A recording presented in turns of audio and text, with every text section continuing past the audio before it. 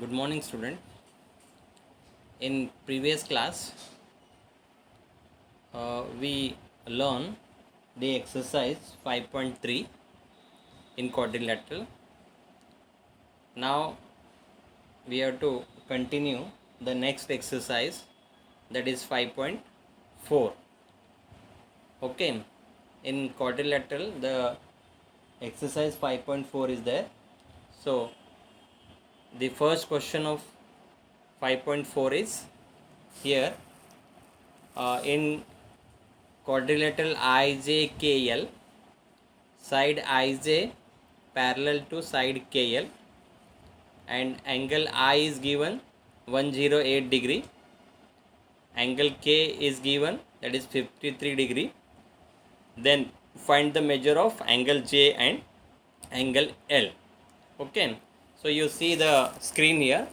The given quadrilateral is drawn here, IJKL.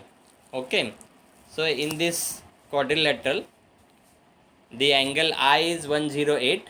Here I is also given there, I is 108, and this angle K is given, that is 53 degree. And you have to find out the angle J, this angle, and the angle L, this angle. Okay, now here you already know that side IJ is parallel to side KL. Okay, it is given. So given side IJ is parallel to side KL, right? So then you know that these two angles, this angle and this angle, these two angles are interior angles. Okay, two parallel lines, and IL is a transversal, then these two angles are interior angle, right? Then we know that in the interior angles are supplementary, right? So interior angles are supplementary, so that I plus L means angle I plus angle L is equal to 180 degree. Okay, but angle I is given, that is 108. So angle I is 108 plus angle L is equal to 180. Therefore angle L is equal to 52 degree. 180 minus 108, it is it is 72 degree. Okay, 180 minus 108, it is angle L, and it is equal to 72 degree. Okay, now similarly in this side also the angle K and angle J, these two are interior angle, because LK and IJ, these two are parallel lines and this is the transversal. Okay, so therefore they are interior angles. So again you can say that K plus J is equal to 180. K plus J is equal to 180. Therefore the K angle is given, that is 53. 53 plus J is equal to 180. Therefore angle J is equal to 127 degree. That is 180 minus 53. 180 minus 53, it is 127 degree. It is angle J. J is equal to 127 degree. In this way you can find out the angle J and angle L by using the properties of parallel lines. By using the properties of parallel lines, that is interior angle theorem. We already learned that theorem. So by using that theorem you can find out angle J also and angle L also. Okay, you get it now? Okay, if any doubt you can ask me. Now come to the next. The next is, see here,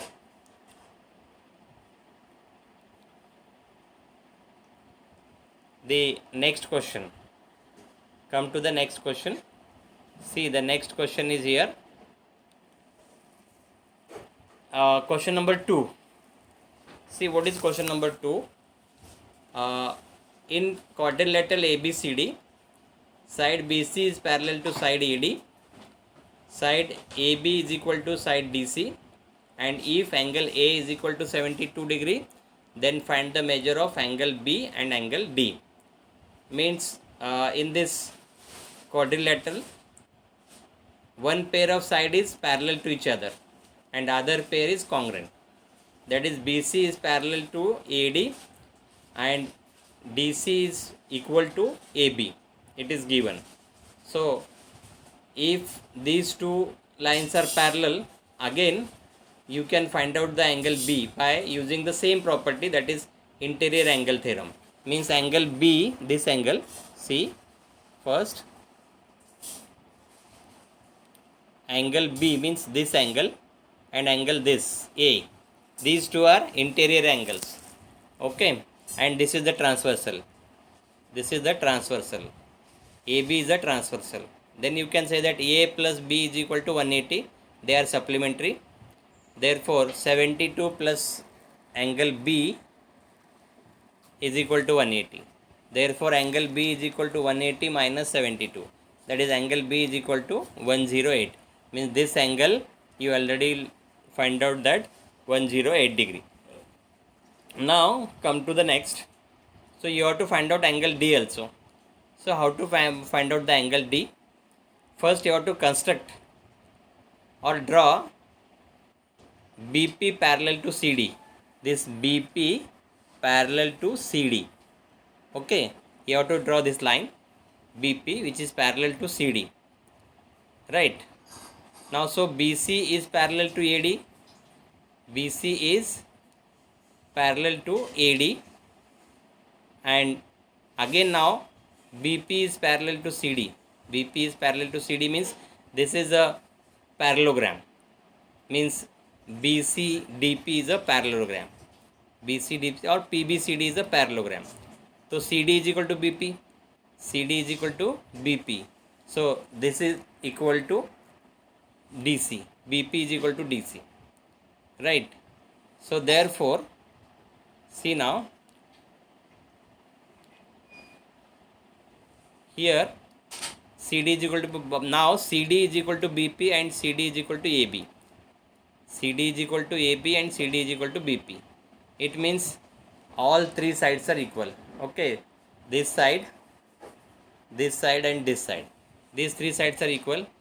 Now in triangle BPA, this is 72. It means this is also 72 because it is the isosceles triangle. Right? So these two are equal, means angle BAP and angle BPA, these two are 72. Now see here, if you take AD is a transversal, and these two lines are parallel, okay, then see this angle and this angle are corresponding angles. Which angle? BPA and CDA are corresponding angles. Then you can say that this angle is also 72. Okay, now come to the next, how to find out the next angle. Okay, means this angle is 72 here. Now come to next. See first here, BAP is equal to BPA is equal to 72. We already know that the given triangle is isosceles triangle. Now BP is parallel to CD, so that CDP is equal to BPA is equal to 72. Means the next angles are also 72 because the corresponding angle, these are the corresponding angles. We already learned that corresponding angles here. See this angle, which one? This one and this one. These two are corresponding angles because these two lines are parallel and this is a transversal. Then this angle and this angle are corresponding angles. If this angle is 72, then this angle also 72. Right? So in this way you can find out the angle D. Angle D is equal to 72. Angle B is equal to 108 and angle D is equal to 72. Right? You get it now? Okay. So now come to the next lecture, which next question. The next question is now, see, question number 3. Now what is question number 3? See here. In question number 3, the quadrilateral ABCD, in quadrilateral ABCD, side BC is greater than side AD. Means this BC is greater than AB. Okay.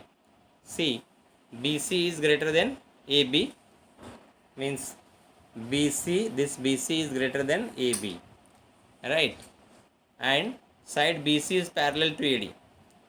and if side BA means this is BA and is equal to this side CD, this is CD, right?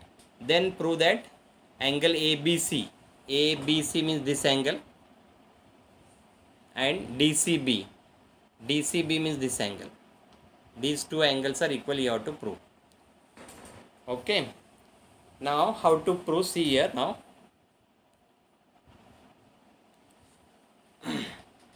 First you have to construct here.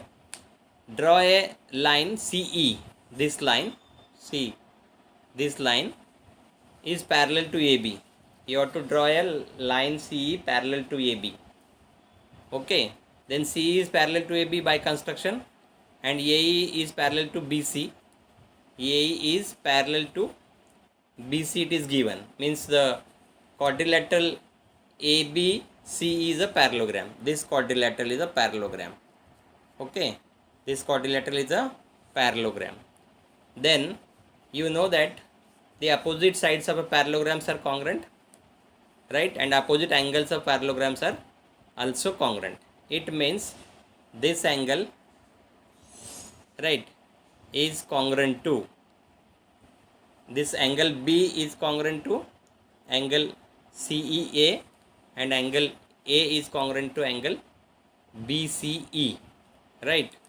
So here BAE, this angle is congruent to CED,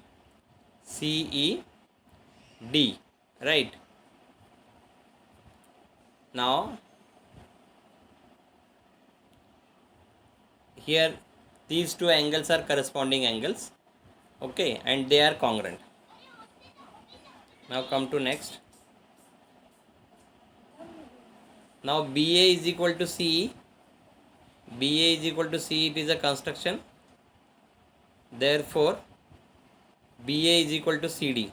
BA is equal to CD. These two are equal. It means, see, these two are equal. It is given, and we drawn this is equal to this. It means AB is equal to CE is equal to CD, right? It means if this angle is X, then this angle also X, because this is an isosceles triangle. Okay, now come to next. Now CD is equal to CDE is equal to X. It is question number 2. From 1 and 2 we have know that BAE is equal to CDE is equal to X.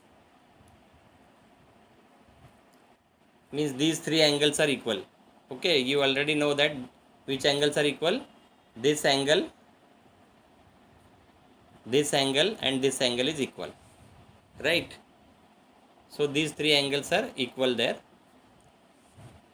Therefore now CEA is equal to 180 minus CED is equal to 180 minus X, because CEA is a X. In parallelogram the opposite angles are equal, so ABC is equal to CEA is equal to 180 minus X, right? Similarly BAE is equal to BC is equal to X. Therefore in triangle CED, ECD plus CED plus EDC is equal to 180, because sum of all the angles of triangle. So ECD is equal to X plus X is equal to 180. Therefore ECD is equal to 180 minus 2X. Now see, DCB plus BCE plus ECD is equal to X plus 180 minus 2X is equal to 180 minus X. Thus the angle ABC is equal to DCB, and angle ABC is equal to DCB. In this way you can prove that angle ABC is equal to DCB, right?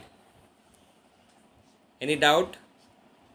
Okay, see again, once again I will explain this, because something here you confuse there in angle BAE and CED, because you have to keep that diagram in front of you, then and then only you can solve the problem. Okay, so see here, first we prove that this line is parallel to this line, and this is the transversal. Therefore this angle is equal to this angle.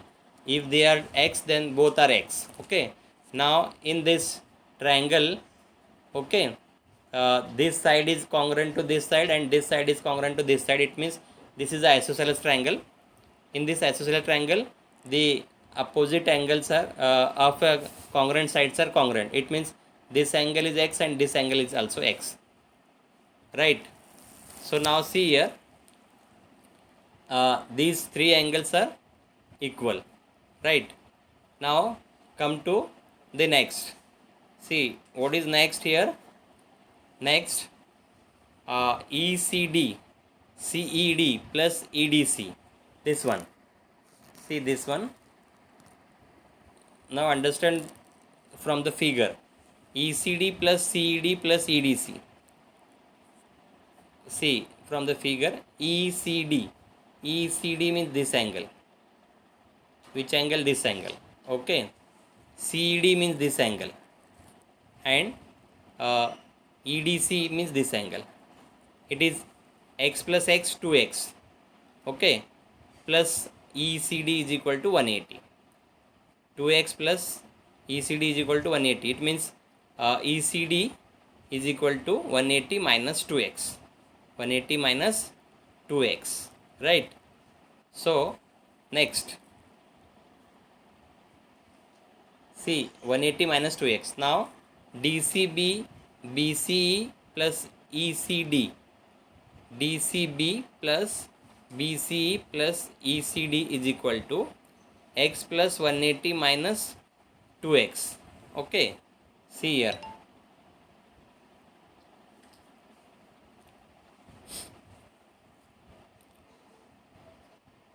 DCB plus BAE plus CDA or CDE is equal to 180 minus 2x, right? So therefore you can get the answer, that is ABC is congruent to DCB. ABC is congruent to DCB. Okay. So in this way we will complete that exercise. Now the exercise 5.4. In 5.4 there are three sums. Question number 1, question number 2 and question number 3. All three questions we already completed here. You have to practice the questions, then you get the answer correctly. Okay. So the 5.4 over here now, and in next lecture we go to the next exercise with the theorems. Okay, with given theorems. In this chapter many theorems are there, but in exam only some theorems are asked there. So which theorems are asked in question I will give you after the completion of this chapter. Okay, only that theorems you have to practice. Otherwise other theorems only you have to use the theorems to solve the sums.